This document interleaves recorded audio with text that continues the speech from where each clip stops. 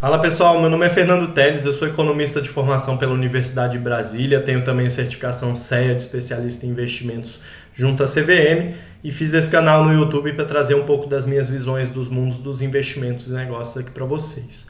Nos vídeos anteriores eu tratei de fundos imobiliários, principalmente de lajes corporativas, de fundos específicos, né? E nesse vídeo eu resolvi fazer um pouco diferente e abordar principalmente a questão da diversificação, de uma maneira bem básica e didática mesmo, tá? Porque eu percebo que muitos investidores eles tentam selecionar apenas aquele fundo específico que tem uma rentabilidade passada maior e tentando obter sucesso nesse tipo de estratégia, tá? Então vou tentar convencer esse tipo de investidor ao contrário, para investir de maneira diversificada, tá bom? Então esse é o tema do vídeo de hoje. Como investir em fundos imobiliários, no caso aqui, lajes corporativas apenas, porque foram os vídeos que eu já tratei anteriormente aqui no canal, tá? Antes de começar, aquele disclaimer clássico, esse vídeo não se trata de uma recomendação de investimento, você deve encará-lo como um vídeo educativo e informativo, para daqui tirar melhores ideias, informações, para subsidiar a sua própria tomada de decisão de investimentos, tá bom? Então vamos lá, os fundos que eu optei por montar na nossa carteira aqui foram fundos que eu já fiz vídeo aqui no canal e são fundos que eu acredito que tenham uma robustez, tenham uma qualidade e estão à disposição de todos os investidores aí na bolsa, tá bom? Então os fundos são, na primeira coluna aqui, o AISC 11, o VINO 11, HGRE, KNRI, PVBI, JSRE, HGPO. Eu não vou me estender muito aqui em cada fundo específico, porque, como eu falei, já tem os vídeos aí no canal. Se você quiser, né, saber um pouco mais de cada fundo, é só digitar aí Fernando Teles e o ticker aqui do fundo, tá bom? A segunda coluna aqui é o rendimento dos últimos 12 meses, tá? Rendimento passado. E a terceira coluna, a quantidade de imóveis que tem em cada um desses fundos. Eu vejo que um erro muito comum entre os investidores é buscar justamente, por exemplo, um fundo como o AISC, que apresentou um rendimento bastante superior à média aqui dos outros fundos nos últimos 12 meses e investir boa parte do seu capital nesse tipo de fundo, tá? Sem se preocupar muitas vezes com o que, né, com quais ativos compõem o fundo, qual a situação atual do fundo, que desafios ele enfrenta, tá? Muitas vezes o pessoal só olha retorno passado e tenta projetar esse mesmo retorno para o futuro e fazer a sua alocação, tá bom? Eu acredito que o investidor, ele, né, conforme ele vai aprendendo um pouco mais aí do mundo dos investimentos, ele passa a tratar a questão da rentabilidade nada mais como um parâmetro de risco. Tá? E para dar um exemplo aqui para vocês, vou pegar justamente o caso do maior retorno, que é o do AISC, 1,11% ao mês, e comparar com o retorno do HGPO, de 0,61% ao mês. Tá? Ambos com 2 imóveis, o que é uma boa notícia aí para a gente fazer essa comparação. Tá? Os dois têm a mesma quantidade de imóveis, então fica mais fácil de comparar.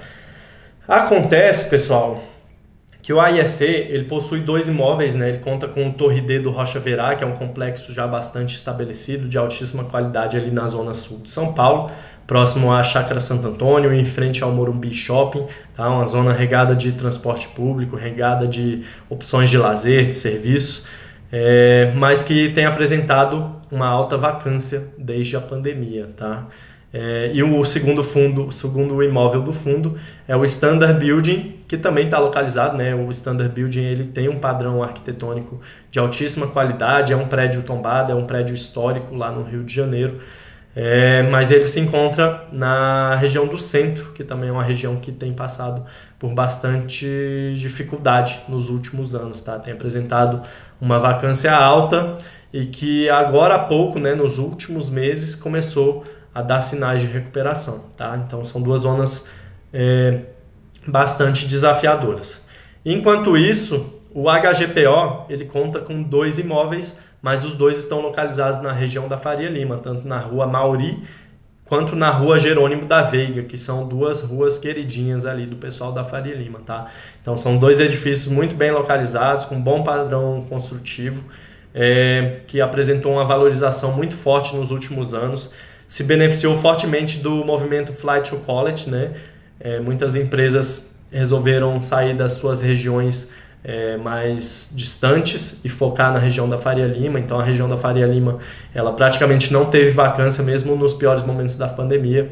O HGPO ele conseguiu reajustar seus contratos de aluguel de uma maneira superior à inflação. Tá batendo um patamar aí de R$300 por metro quadrado de locação, que é um dos preços mais altos aí do mercado imobiliário, se não o mais alto no mercado imobiliário brasileiro, tá? Então essas são as duas diferenças e justamente por isso o investidor, ao investir, né, como o mercado é eficiente, o investidor não é bobo, o investidor ele vai exigir um retorno esperado maior para investir no AIEC do que ele vai exigir do HGPO 11, porque ele sabe que a qualidade dos imóveis do HGPO, tudo bem que essa qualidade pode mudar ao longo dos próximos anos, né, caso haja uma nova emissão, né, de ofertas, uma nova disponibilidade de ofertas de edifícios ali naquela região, toda a situação pode mudar, tá? Essa situação aqui ela não é fixa, ela é dinâmica, ela não tem nada de garantido, tá bom? Mas esse seria os pontos que eu gostaria de levantar aqui, principalmente para salientar que retorno esperado não necessariamente ele é retorno efetivado e ele vai ser diretamente proporcional ao risco que o investidor está correndo para fazer aquele investimento, tá bom? Dito isso, para simplificar também, né, eu peguei esses 7 fundos, poderia ter pego mais, poderia ter pego menos, tá? Mas optei por pegar 7. E considerei também que o nosso investidor, né, teórico aqui do nosso exemplo, ele alocaria 1/7, né, 1/7, participações iguais nesses fundos, né, 1/7 de seu capital, para montar a nossa carteira, tá? Então, se ele tem R$70 mil a ser investido, ele vai botar 10 mil aqui, 10 mil aqui, 10 mil no HGRE, no KNRI, por assim, subsequentemente, até formar aí o 100% da carteira de 70 mil. E o retorno esperado na nossa carteira seria de 0,72% ao mês, que nada mais é do que a média simples aí entre os retornos passados de cada um dos fundos, tá? A terceira coluna ela trata dos imóveis de cada um dos fundos, tá? O AIEC tem 2, o Vino 11 tem 10, o HGRE 18, por assim vai. E a nossa carteira teria aí um total de participação em 56 imóveis. Beleza? Então, esses são os pontos que eu gostaria de levantar aqui. Vamos para o próximo slide. Caso o investidor esteja investindo aí R$50 mil. Se você quiser saber quanto renderia R$100 mil, R$1 milhão, R$10 mil, basicamente você vai fazer a proporção, tá? Como exemplo, se a gente for considerar aqui R$100 mil, se você quiser saber quanto R$100 mil renderia, basta você multiplicar aqui o retorno mensal por 2, tá? Que seria 2 vezes o capital, 2 vezes também o retorno mensal, tá? Mas se ele investisse R$50 mil com 1,1% aí de rendimento mensal do AIEC, ele teria um rendimento caindo aí na sua conta bancária R$555 por mês, enquanto que através da nossa carteira de 7 fundos, R$360 por mês, né? Um valor 35% inferior. E aí isso pode levantar diversas dúvidas na cabeça do investidor e ele pode perguntar, Fernando, então se é assim, se eu vou ter um rendimento muito maior, né, 50% maior, investindo na AIEC, por que eu investiria através da sua carteira? Tudo bem, né? Esse rendimento aqui ele vai ser superior e nesses patamares aqui, caso a situação não mude, mas como eu disse, a situação no mundo, né, principalmente no mundo dos negócios, no mundo dos investimentos, ela é dinâmica e ela muda a todo instante, tá? Então, se as condições fossem estáveis e permanentes e assim para sempre, realmente faria muito mais sentido investir no AIEC do que na nossa carteira, tá? Mas, para comprovar esse ponto, eu trouxe aqui a hipótese de perda de um locatário, né? Caso um locatário do fundo AIEC deixe, né, um dos seus edifícios, coincidentemente o AIEC ele tem 2 edifícios e 2 locatários apenas também, tá? Que são o IBMEC e a Dow Química. E a nossa carteira teria uma participação aí em mais de 160 locatários, tá bom? Então, a transição, a saída e a entrada de locatários, ela é comum, faz parte do negócio imobiliário, tá? Não tem como fugir, não tem como fugir de vacância, por melhor que seja o seu prédio, tá bom? O seu edifício que você investe, não tem como fugir. E aí a saída de um locatário poderia ocasionar aí na redução de 50% de faturamento do fundo, que reflete diretamente no rendimento recebido pelo investidor, tá? caso vocês não saibam, não tenham percebido, o rendimento que o investidor obtém ali mês a mês, ele deriva, né, obviamente, do faturamento do aluguel do fundo, né, do pagamento do inquilino para o fundo pelo serviço de ocupar aquele espaço para suas operações. Tá? Então, a perda de um locatário no AIEC reduziria em 50% o faturamento e, consequentemente, 50% o rendimento depositado aí na conta do investidor, enquanto a saída de um locatário de um dos imóveis da nossa carteira representaria aí 0,6% aproximadamente de perda no faturamento do investidor naquele momento em que o prédio, o edifício ficar vago. Tá? Aqui, por simplicidade também, eu assumi que o peso de cada imóvel em cada fundo seria o mesmo. Não é, tá? Cada fundo tem o seu imóvel mais relevante. Por exemplo, o próprio AIEC, a Torre D do Rocha Verá corresponde a 80% do faturamento, se eu não me engano, e o Standard Building apenas 20%. Então, a saída de um locatário no Torre D é muito mais relevante para o fundo do que a saída do locatário do Standard Building, tá? Mas para simplificar aqui por questões didáticas, eu preferi assumir a hipótese de que a distribuição entre edifícios, né, dentro dos fundos e de locatários seria proporcional, tá? Igualitária, tá? Aqui também, seguindo essa hipótese, a perda de um imóvel, né? Caso um dos imóveis da nossa carteira ou do fundo que o investidor investe ele desabe, né? Também uma hipótese fraca, muito improvável, mas que pode acontecer. Não a questão do desabamento, mas muitas vezes a questão da perda de competitividade daquele imóvel e da permanência de um imóvel vago por muito tempo, tá? Seria algo nesse sentido.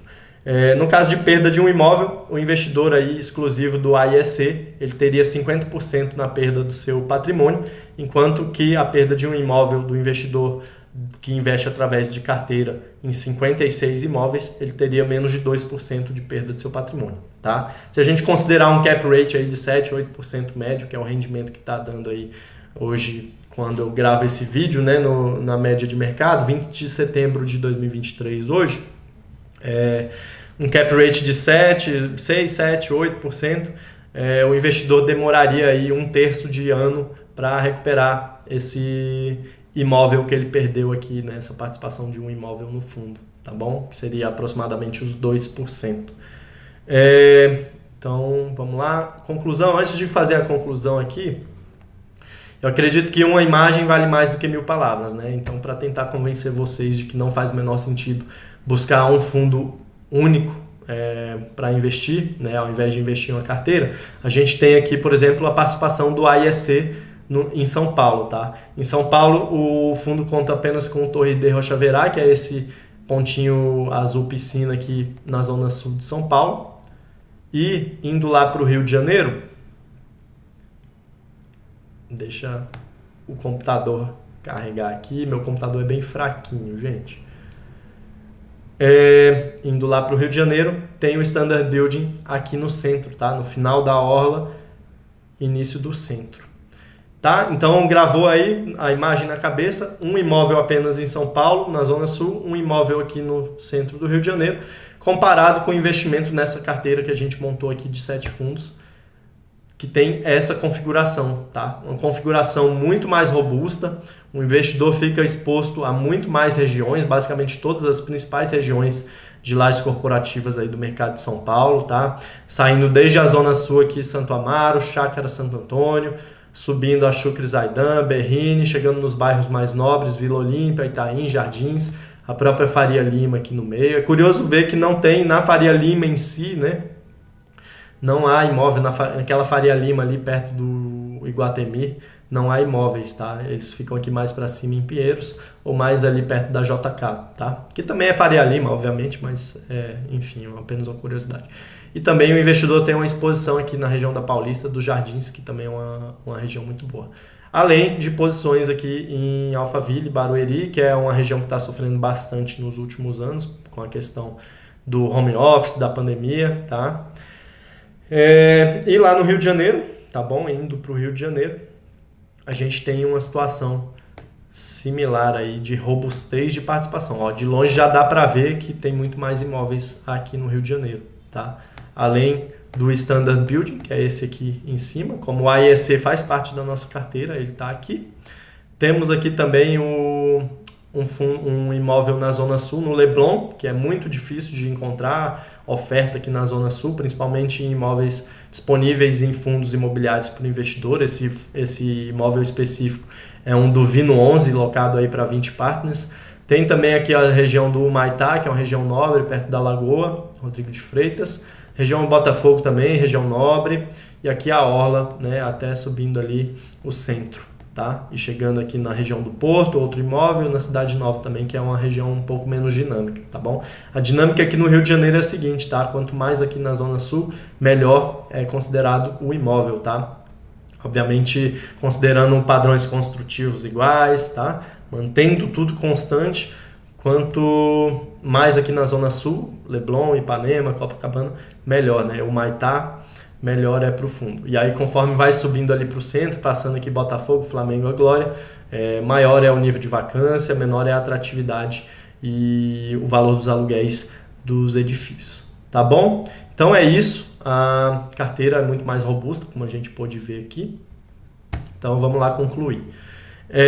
Conclusão, né? O investidor que investe através de uma carteira, e aqui eu não estou falando investir através de fundos, tá? É uma possibilidade, mas aí você vai ter que escolher um fundo que você queira investir, né? Que a equipe de gestão satisfaça as suas necessidades, o seu perfil de risco, tá? Que preferencialmente não tenha uma taxa de administração muito alta e não fique girando muito também os imóveis daquele fundo, tá? Não tenha uma discricionariedade muito e não faça o investidor depender muito aí da cabeça do gestor em determinado momento, tá? Eu acredito que fundo imobiliário ele é um investimento de mais longo prazo e de previsibilidade, estabilidade, de não necessidade de você ter que ficar girando a sua carteira a todo momento por qualquer notícia ruim ou enfim, tá? Então, o investidor de carteira, né, montando uma carteira de acordo com o seu perfil de risco, com seus gostos, necessidades, ele abrange muito mais imóveis, tá? Então, tem uma robustez muito maior, tá? Número 2 aqui, maior estabilidade de resultados. Como a gente viu, a saída de um inquilino de um fundo pequeno é muito mais impactante do que a saída de um inquilino de um fundo, de uma carteira de fundos, né? E quando a gente percebe que o investidor ele ganha dinheiro em fundos imobiliários, em qualquer outro investimento, com o carrego desses fundos ao longo do tempo, quanto menor a volatilidade, né, quanto maior a estabilidade dos resultados dos fundos, maior a probabilidade de que o investidor ele mantenha, né, segure aquela posição ao longo do tempo. Tá? Se ele está exposto a poucos imóveis e numa região desafiadora, ele pode cansar de passar por resultados ruins, né? De alta de vacância, de resultados fracos mesmo, e acabar liquidando a sua posição nesses períodos aí de ciclo de baixa do mercado imobiliário. Tá? O mercado imobiliário é cíclico, os ciclos eles vão e eles vêm, e é importante que o investidor consiga navegar esses diversos ciclos, e ele muito provavelmente só vai conseguir sobreviver a essa volatilidade, a esses ciclos, se ele tiver uma carteira robusta, né, que não o sujeite tanto a essa volatilidade mesmo dos resultados, tá bom? Número 3 aqui, o retorno mensal dentro do esperado para fundos individuais. Isso aqui no sentido de que, né, muito se comenta, muito se fala de que uma diversificação ela pode levar a uma pulverização, uma perda de rendimentos muito grande, tá? E como a gente viu aqui logo nos primeiros slides, a nossa carteira ela não tem nada de pulverização. Obviamente é uma diversificação inteligente aqui, buscando bons ativos. Se você começar a diversificar aleatoriamente, investir muito em fundos muito fracos, né, que não apresentem resultados satisfatórios, com imóveis ruins, obviamente que você vai se prejudicar, né, vai jogar muito a média da carteira para baixo. Então, a diversificação ela é importante desde que ela seja bem feita, tá bom? E ela sendo bem feita, não vai incorrer nessa questão aí da pulverização ou da perda de rendimentos pelo simples fato de haver uma diversificação, tá? Pelo simples fato do investidor se expor a diversos ativos.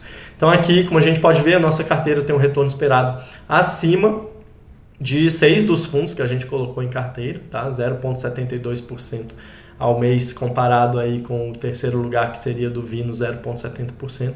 Então a gente percebe que é muito em linha do que a gente obteria investindo em cada um desses fundos aqui. Isso é óbvio porque é simples matemática, tá? A carteira ela é composta justamente pelos fundos e ela vai ter o retorno que os fundos apresentarem, tá bom? É simplesmente uma média aritmética. E o potencial de valorização pela participação nos fundos de melhor performance, tá bom? Eu sei que é muito tentador às vezes o investidor ele ter uma confiança muito grande de que ele vai saber qual fundo específico, quais edifícios específicos vão ter uma valorização, a melhor performance nos próximos anos, mas é bom que o investidor ele tenha a humildade de reconhecer que ele não consegue saber quais são os imóveis que mais valorizarão nos próximos anos, tá? Então é muito melhor, muito mais eficiente ele investir através de uma carteira, colocando ali os fundos que ele acredita que tem um bom potencial para os próximos anos, do que investir num fundo específico e esse fundo específico acabar decepcionando o investidor, tá bom? Para finalizar, o enriquecimento através de fundos imobiliários e qualquer outro investimento se dá através do carrego ao longo do tempo, tá? É a manutenção daquela posição ao longo dos anos que vai enriquecer o investidor. E o fundo imobiliário ele ajuda muito o investidor a ter essa percepção, porque todo mês, né, o investidor está vendo aquele rendimento cair em sua conta, tá? Então, conforme os meses passam, conforme o tempo passa, o investimento, o retorno vai acontecendo, tá? E aqui para finalizar, eu trouxe esse gráfico do KNRI que mostra justamente isso. É o tempo, galera, que leva ao resultado excepcional nos investimentos. Tem muito charlatão aí no mercado que quer te convencer do contrário, que o enriquecimento através de bolsa ou de qualquer outro investimento é um enriquecimento rápido e sinto lhe informar que não é, tá bom? Aqui, ó, por exemplo, são 13 anos, né, de histórico do KNRI, a cota saiu ali de R$100 para 400, se a gente considerar o reinvestimento dos aluguéis recebidos, dos dividendos recebidos pelo investidor, e de 100 para 150 reais, caso não houvesse o reinvestimento dos dividendos. Obviamente, nessa situação de não reinvestimento, o investidor está se beneficiando ali mês após mês do consumo daquela renda, tá? E essa renda que ele recebe mensalmente tem que ser considerada também no retorno que ele obtém do investimento, tá? E não apenas a variação da cota aqui. Beleza? Então tem mais esse fator, né? Caso o investidor ele reinvista o seu rendimento recebido, ele alcança a sua liberdade financeira, a riqueza muito mais rápido. Beleza, pessoal? Então acredito que esse vídeo, espero, né, que esse vídeo tenha sido didático, não tenha ficado confuso, que tenha adicionado aí no conhecimento de vocês. Eu gosto sempre de trazer esses conteúdos um pouco mais densos. Aqui é o jeito que eu gosto de trabalhar. Espero que vocês gostem também. Para mim está sendo um prazer trazer esses assuntos aqui. E se você viu esse vídeo até aqui, eu vou pedir para você deixar o seu like, se inscrever no canal e aguardar os próximos conteúdos. Se você quiser me acompanhar também no Instagram, lá eu não posto tanto conteúdo profissional, é mais a minha vida pessoal, mas pelo menos você vai ter um contato mais direto comigo no @fersenando, tá? Vou deixar aqui abaixo na descrição. Então, vou ficando por aqui. Mais uma vez, meu nome é Fernando Teles. Um abraço a todos e bons investimentos. Fui, galera.